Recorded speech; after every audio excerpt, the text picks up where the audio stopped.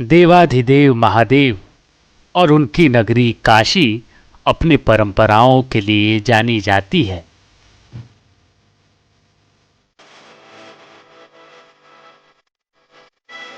शायद यही वजह है कि 1 साल 2 साल नहीं बल्कि सैकड़ों साल से काशी ने अपनी परंपराओं को संजो कर रखा है।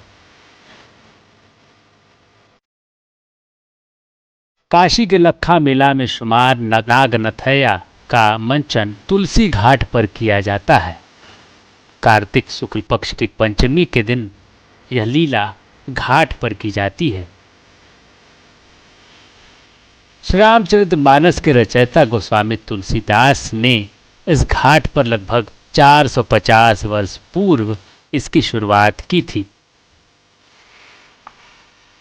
तुलसी घाट पर होने वाले नागनथैया लीला का आकर्षण खास रहता है। लखा मेले में शुमार इस लीला को लेकर कहा जाता है कि कुछ देर के लिए स्थान वृंदावन बन जाता है और माँ गंगा यमुना सी प्रतीत होती है। संकट मोचन वाराणसी के महंत ने क्या कुछ जानकारी दी वो हम आपको सुनाते। और आज के दिन गंगा यमुना में परिवर्तित होती हैं और वही कदम का ओरिजिनल पेड़ संकट मोचन मंदिर में, जो कि उसी का वन है, वहाँ से ला के आज ही लगाते हैं। उसी से यमुना में भगवान कृष्ण छलांग लगाते हैं और काली नाग को नद कर उसको यमुना से उद्वासित करते हैं। यही पूरा प्रसंग है। तो आज देखिए पूरे काशीवासी और बहुत दूर दूर से लोग आते हैं इसमें पार्टिसिपेट करने। और ऐसी मान्यता है कि भगवान का स्वरूप आज मूर्ति में विराजमान रहता है। तो भगवान कृष्ण का दर्शन हुआ, वो भी यमुना तट पे, ये कम बात नहीं है। कितने वर्षों से चली आ रही है? ये लगभग 450 वर्ष से ज़्यादा पुराना लीला है और गोस्वामी जी ने अपने जीवन काल में इसको शुरू किया था। रामलीला और उसके बाद कार्तिक में कृष्ण लीला।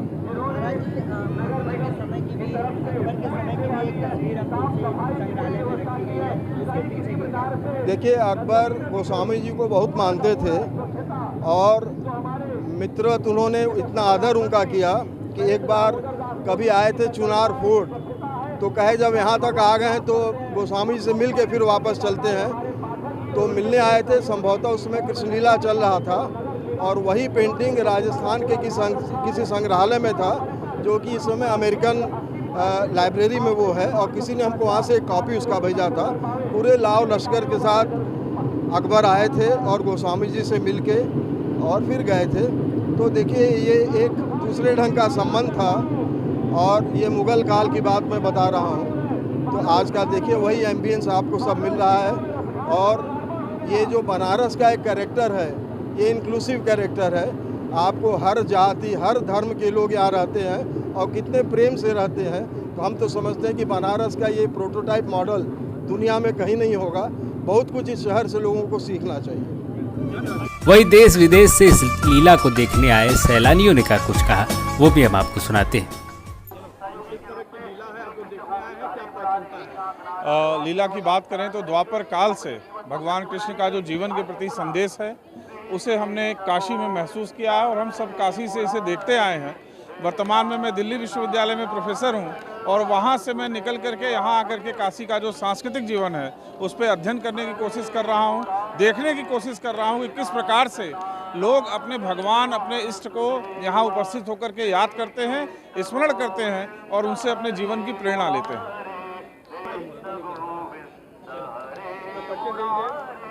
किस तरह लीला देखना है, कितना अच्छा लग रहा है, क्या अद्भुत है लीला में? मैं डॉक्टर स्वाति मिश्रा, मैं यहीं काशी की रहने वाली हूँ और आज इस लीला को देखने में अपने पूरे परिवार के साथ आई हूँ। मेरे छोटे बच्चे हैं और मैं ये दिखाना चाह रही हूँ कि आज भी जहाँ विश्व इतने ज़्यादा द्वंद्व में जूझ रहा है, हम इतनी आध्यात्मिकता को जी रहे हैं, इस पल को महसूस कर रहे हैं। बाबा की नगरी में हम कृष्ण भक्ति में डूबे हुए हैं।